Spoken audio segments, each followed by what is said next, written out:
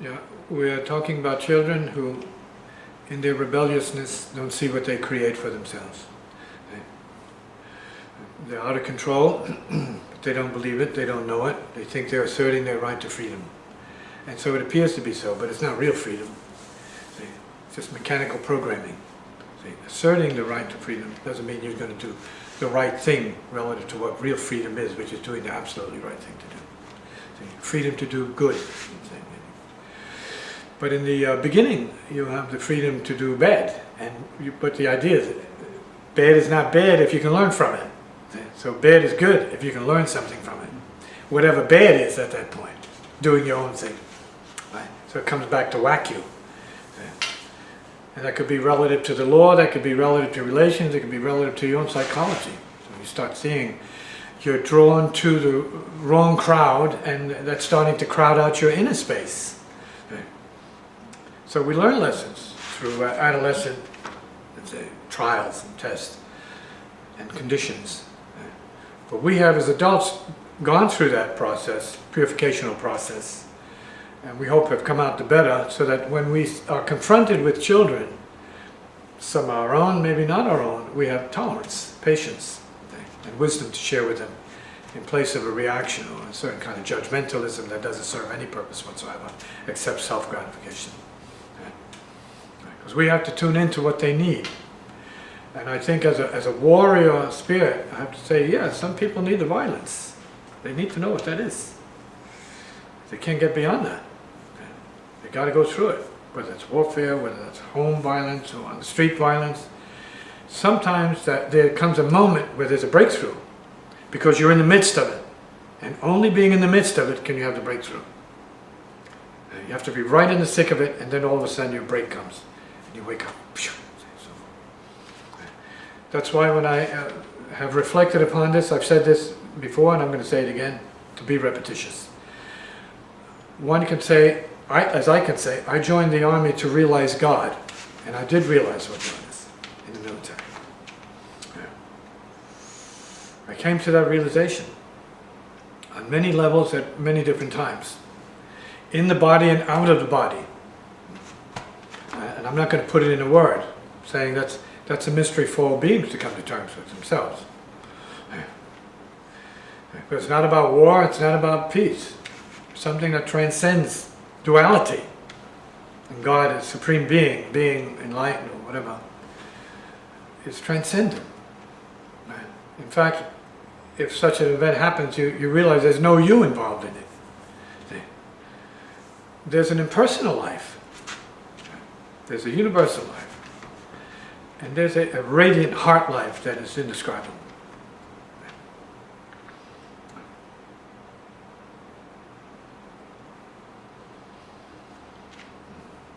It leaves you speechless.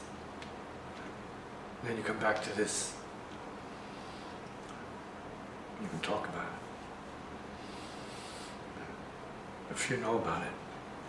They have to die to get to that. So, your work is cut out for you if you ever have a vision like that.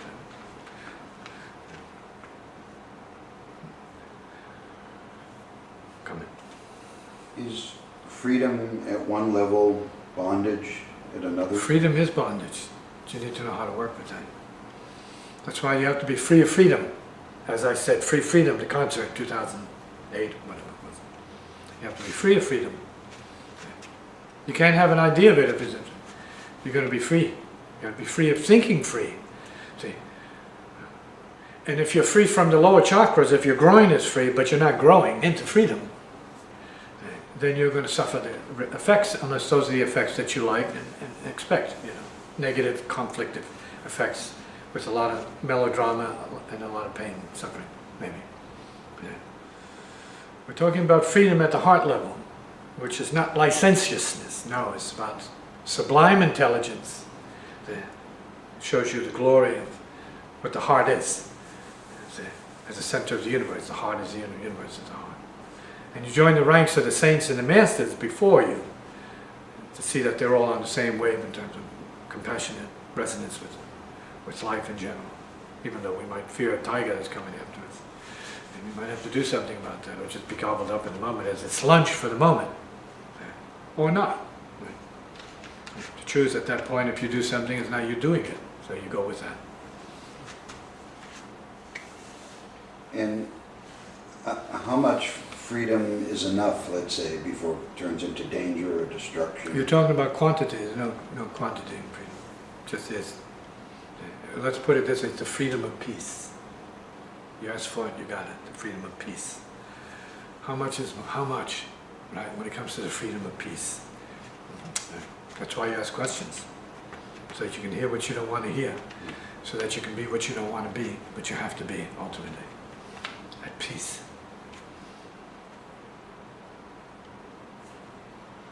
How do you communicate concepts like this to children? Same way. You speak to anybody.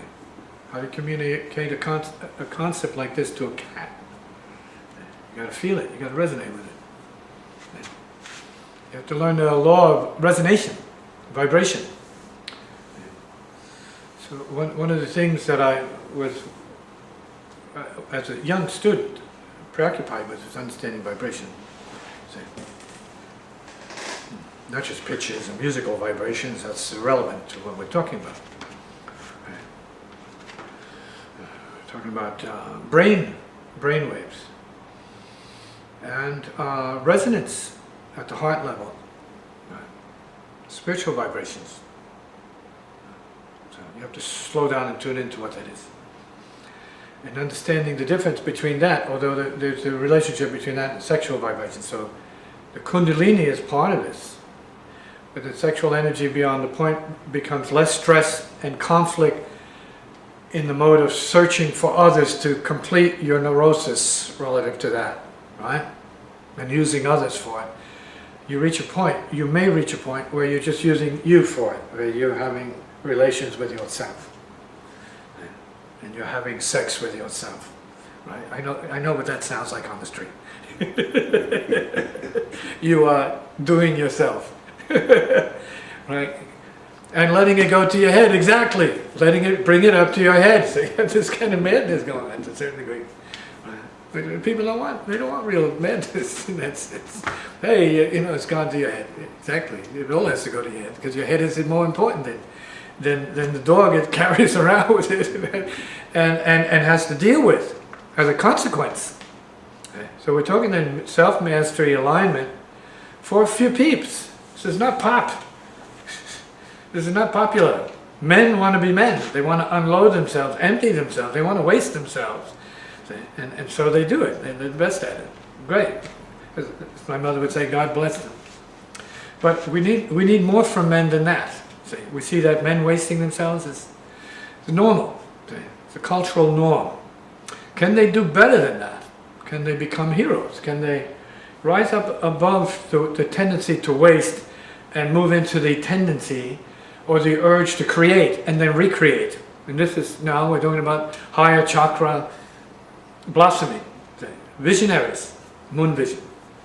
See, are we willing to do that? Are we willing to be part of that sort of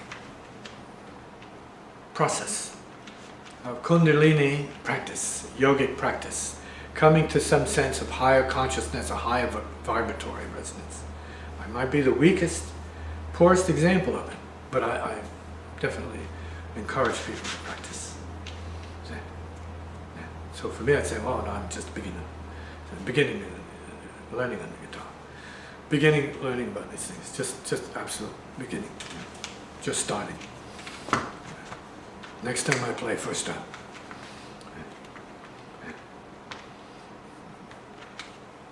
And so what is the mechanism when people oscillate between, let's say, more the oscillation, self-division, oscillation. Right? Remember, we're yin-yang, we're both male and female at the same time. We're both for and against. We are the for against machine. For and against machine. We do that. One part says yes, the other part says no.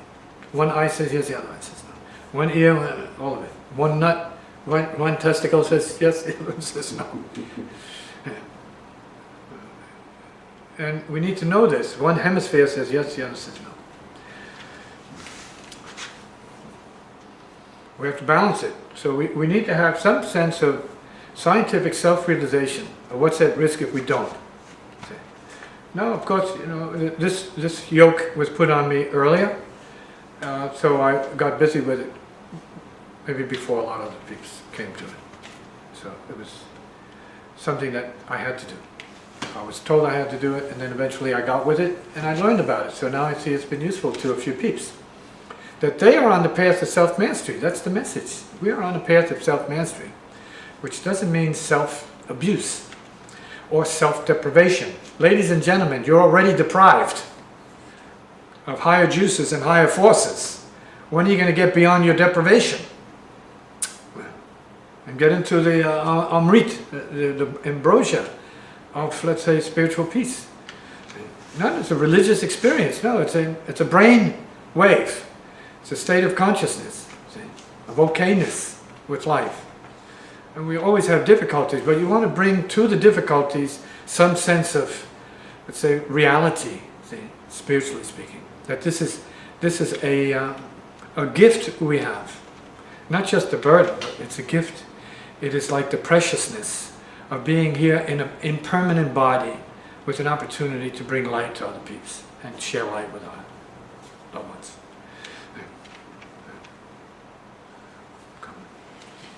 And can people, let's say, get into a spiritual life without having any recognition of the spiritual? Of course. Yeah, native reality is spiritual reality from the get-go. We're born, as I said earlier, maybe off the camera, but I have been making this comment for some time now.